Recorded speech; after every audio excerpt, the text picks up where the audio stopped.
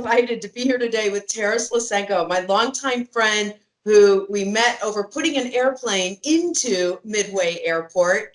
Taras is the founder and owner of A&T Recovery. He also is the proud author of a brand new book that will be available. You can purchase it now, available to get in August, called The Great Navy Birds of Lake Michigan.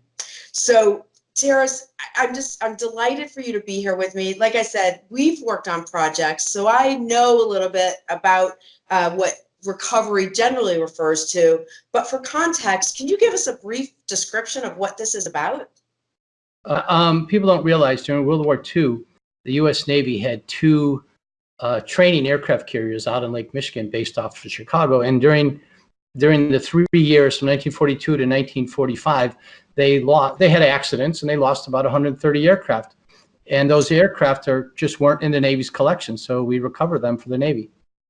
Most people they see the aircraft in Midway and they think, oh, that was nothing. They just, put it in here and somebody wrote a check and it was no big deal. And from working on it, no, the mayor's office was involved, the city council was involved, the aviation department was involved, the Navy was involved. Everybody under the sun has their 2 cents, right? And so what I wanted to make sure I documented all this stuff, wrote all the stories, interacted with people such as yourself, Fred Turner from McDonald's, who was the main backer, Lisa Howard from McDonald's, Aaron O'Donnell from the aviation department, Alderman Burke, right? Everybody, the mayor, everybody. I wanted to make sure all people knew who did what, right? Because to me, part of the fun of the whole story is not just looking at this aircraft. It's realizing what it takes to do some of this stuff, and it's not easy, right? It's pretty difficult. So I saved all this stuff, and I've been writing the book for years on end. And the weird thing, they say stars line up, right? The weird thing is I sent little bits to different publishers, probably about 20 different publishers. And then all of a sudden, 2 of them said, yeah, we want to do that book. That book's great. And so I went with the one was the larger distributor, better distributor. How did you get involved in doing airplane recovery? We found our first aircraft in 1978. We actually were just scuba divers that like to look for shipwrecks. And then we heard about the aircraft in the lake, and we started looking for the aircraft, and we found one in 1978. And then we did military service in college and things like that. And about 10 years later, we actually set up a business to do it on behalf of museums and collectors and things like that. Okay, so is that kind of how the business works of it then? You're contracted by the museum and then you'll go and find the planes and recover them? Well, in the old days, we actually would contract directly with them, and they didn't have money to pay us, and they used a little-known law, Title 10, United States Code, Section 2572, to exchange. They would give us obsolete equipment, like obsolete military aircraft. That was our payment. It was barter. We did the work for them, and they gave us some junk that they had. But collectors like that junk. They like the old aircraft. They restore them, they fly them, they take them to air shows. So it actually worked really well. The last 10 years or so, we've been doing it by donors. People have donated to it. Very, very important people. Some of the people you met became donors for stuff like that. So. Okay. So when you go down, so I understand you're using sonar to kind of find the planes, you're recovering the physical plane. But in reading the book, what I found fascinating is I love, it's sort of very anecdotal. Like you're very folksy in the way that you tell the stories of each of the planes, but you also seem to know just really in-depth naval and military history related to the plane, and just the way that you researched the pilots and made them, you could really feel their story. I saw that you connected with families. How did you do all that? How did you how do you even approach doing that to get such deep knowledge about each plane and each person who flew it? Well, we all study history. We study the, what do you call it? The overall history, right? Is it the macro history, right? What our thing is, we're looking at the micro history. We're looking at what war does to a family, what what the effects on an individual person if they crash in Lake Michigan with an aircraft. So the aircraft is part of the overall macro history, but then all those stories that make us human, what we are contained in all the little micro stories. So we like to investigate that, and we like to talk about that, because that's what makes you feel part of the whole effort. You know, just the, wow, it was in the war, so what? No, but there was a person that had tragedy with these things. So, and we become part of that story. Mm-hmm. Well, and I saw this story. So I was always under the impression. So when we work together, there's the F4F, the Butch O'Hare plane at O'Hare, and then the SBD Dauntless at Midway. And my understanding when we studied it, like people like George Bush Sr. actually had flown and had practiced landing in Lake Michigan. But somehow I always got the story that no pilots ever lost their life. But I was reading the story about Ensign McMinn, who apparently did lose his life in Lake Michigan, if that's correct. It was amazing how you were able to track down his, what was it, his great-great-grandchildren to be able to bring closure to that family. Yeah, well, I tell people the internet's a wonderful thing. Mm-hmm. And so how I tracked them down was I took his name, put it into Google, and I got a 1940s census, 1940, right?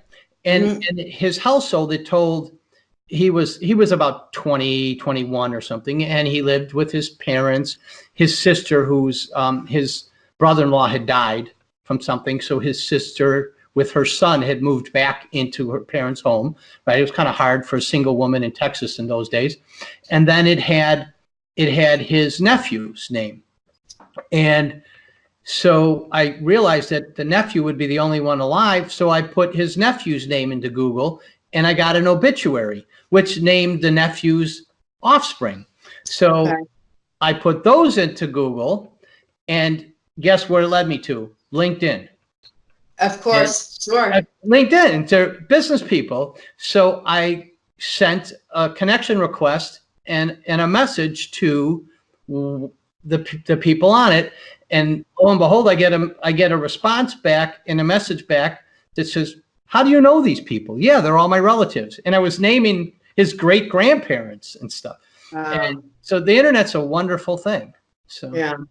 Well, and that's a wonderful story in the book, and the book is really amazing. And for full disclosure, thank you for including the picture of my son and me. We're in front of the Dauntless while it was on display before we put it into the airport. How did the book come about, and how did you find the process of actually getting all these stories into book format? Well, the first thing is you were very instrumental in getting that aircraft into Midway Airport. You had to deal with me and all the. I'm not known for my politeness when I have an objective or my niceness. I'm kind, but I'm not nice. No one will be able to tell that from the video, and since you're my guest, I'll just let you talk. Yeah. I'm kind, not necessarily nice, right? There's a difference between the words, right? And I don't have tolerance for incompetence, obstruction, and everything we deal with bureaucracies, right? So anyway, so there, you were a big part of that because you were the nicer, gentler finesse through people where I would say, "Oh, shut up," right? Tell people get lost, right? Right. And, well, that we ended up connected because I was director of promotions for the city's Department of Aviation then, and so I would have been the conduit. You're right, sort of the conduit for getting the airplane into the airport. But we did have a lot of entities because it was when Midway was being built. So you had all the construction, you had the city, you had aviation, the bureaucracy or the sort of hierarchical structure there. So there was a lot going on. So yeah, and I was just a former military officer that had an objective, and I didn't care who I stepped on to get it done. Anyway, but so then how the book came about is I'm a documenter. I save every email, everything, and I print them out, I save them, because we always knew at some point the whole thing, the whole collective thing over the past 35 years is a very interesting story. What's interesting is I had this anthropology professor once who said the definition of an expert is someone who picks a topic that could be very narrow, but just goes really, really deep. And it just strikes me in having worked with you, but also just reading the stories, that when it comes to this naval aircraft recovery, that, I mean, is there anyone else doing things comparable, or are you really the top? It strikes me that you're sort of the top go-to person on this subject. Yeah, well, we are. Years ago, there used to be people that would scour the jungles of Southeast Asia for stuff, or the areas in Russia, but that all ended long ago. We're it. We're it. A&T Recovery is it. We're the guys. Yeah. Yeah. So and I'm sorry, I just cut you off. I didn't mean to do that, but I want to hear, Oh, that's because okay. I'm just thinking, so a lot of the people that I work with, they tend to be 50 plus. They tend to have this vast experience of work that they've done. You know, they're kind of looking and turning, how do we communicate? How do we leverage all that information? And one thing I noticed with you, it's how do you leverage it, and then in the new communication styles. But I was looking at some of the projects that you worked on, and sometimes people try something, it doesn't work first try, they're on to the next thing. And you've got projects where it actually took like 2 or 3 years to get the approvals that you needed. And I know we were joking about your outgoing and persistent personality. And I have to admit, like, I'm not sure if patience is one of the things I would have said, oh, that's right, Terrace, he's that really patient guy. But then I look at the persistence. No, I'm not. I know. So how did you just manage through that? Because I saw projects where, I mean, I even know for a fact that when we had the airplane at O'Hare, I got a call one time from one of the naval entities, I don't remember which, and they couldn't sign the lease with us for the plane until we proved that the city of Chicago existed. That was the part that was missing. We needed documentation to show that Chicago existed. And so that is one of the things you're like, wait, what? So, and you lived that through all these projects. How did you keep focused on the big end goal when you had so many stumbling blocks and so many obstacles to get a single project finished? I have some people that I'm a student of their philosophy. And actually, you said 3 years. No, we've actually had projects that taken 13 years or longer. We have the UC-97 U-boat, which we found in 1992, and we still haven't been able to move that forward. We found a TBD Douglas Devastator bomber in 1988, and we still haven't been able to move that forward. But one of the things I do is I find pleasure in something else. Do you remember the old TV program ALF, Alien Life Form? Yeah. He explained once that he takes great pleasure in causing other people misery. So what I do is, for every lawyer who, like that lawyer who wanted you to prove that the city of Chicago actually existed, Yes. and every bureaucrat that comes up with nonsense like that, I make their life absolutely miserable. I find every way I can, other than breaking the law, to cause them grief and agony. And I get quite a bit of pleasure out of it. And what they realize at some point is they better just do what I'm saying to do, not because it makes sense, but because I'll leave them alone once they actually do it. Now, it does make sense to do it, but they're bureaucrats and lawyers, so they don't deal rationally in the world. So, and the other thing I do is I have so many projects. What I say is I'm making progress somewhere, and whether it's my education projects, my educational outreach, whether it's nuclear energy, whether it's aircraft recovery, or whatever it is. I do a whole bunch of things that keep me at least positive something every day. So otherwise I would be kind of very depressed, but I'm not, because I have something. So delight in the process, and then also just realizing big picture, there's a lot of things that are going on. And that's actually good advice, I think, for a lot of people, because it's almost like it's the idea, if you throw enough balls in the air, you're going to catch some of them, like just having all those different projects going on. So that, I think, it's great advice to help people, when they're trying to make things happen. Yeah, I have another analogy. If you have a handful of darts and throw them at the dartboard, some of them are going to score, right? True. Some might hit other parts of the wall, but some of them will actually score. right? That's true. Yeah. And even if they don't hit the bullseye, there's all types of things that can happen Yep. on the board. So, Yep. but Yeah. you know, you mentioned in what you were just talking about, you mentioned education projects, and I noticed in the book as well, which is really cool, that on some of the recovery projects you were able to partner with. I think some looked like universities or maybe they were in trade schools, but you had students working on the actual restoration of the planes. Yeah, I grew up watching the undersea world of Jacques Cousteau and Wild Kingdom. I thought there were explorers everywhere. And then when we got out and started exploring, we found out there really aren't many explorers. And what we try to do is introduce high school students, stuff like that, to the world of exploration and discovery. So we try to get into the high schools and stuff like that to show them, to show students there's a whole universe to discover. And I tell them, we envy you because you guys may get to explore space. We never could explore space. We wish we could explore space. Sure. So yeah, that's one of the things we like to do. Up until about 2013, the restoration of the aircraft were done behind closed doors with, artisan restorers at the National Naval Aviation Museum, or they were contracted out. What we decided to do with the Kalamazoo Aviation History Museum, it's known as the Air Zoo, we decided that we were going to, and I don't run the Air Zoo, but I collaborate with them extensively. I collaborate with the CEO and the manager of restorations and all their people. We decided to reach out to the public and say, become involved, learn about these things by helping restore. Well, the best way to do that is start with students. So, so our education secretary right now is Betsy DeVos. Mm-hmm. Well, long before she became education secretary, her and her husband, Richard DeVos, founded a charter school called the West Michigan Aviation Academy, which is about an hour north of Kalamazoo. It's at Grand Rapids. So I sent the two of them a letter that said, help us do this. Mm-hmm. Well, they liked the idea.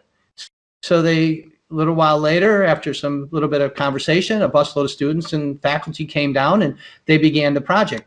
Since then, it's expanded to dozens of middle school through university level, all across the region. The the City of Chicago military academies, high school military academies are even participating. So they're coming from far away, from 2.5 hours away. They're coming all the way to Michigan State University, Western Michigan University, all sorts of high schools, middle schools.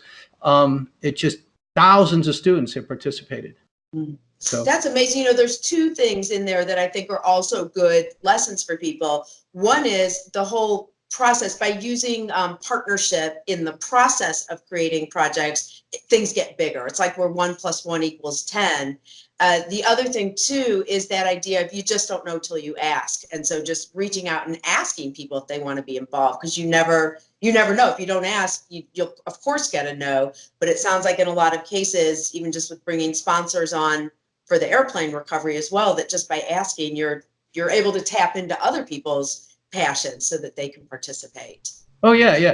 Well, Goethe said, in action once begun seems to take on a life of its own. So I encourage people to buy the book. It's not let people buy the book to read the story. You helped uncover an insurance fraud case once by finding a plane. There's the military planes. There are so many stories, and you're a great storyteller, which comes out in how you've written the story of each plane that's covered in the book. So congratulations for that. Thank you so much for having this chat. And again, if people want to buy the book, Amazon, but speaking engagements, things like that, please reach out. One of a kind storyteller for sure. And thank you for all the nice words. I'll send you the check for that today. Okay. There you go. Perfect. All right. Thanks, Tara, so much. Talk soon. Okay. Thank you very much. Bye. Sure. Bye-bye.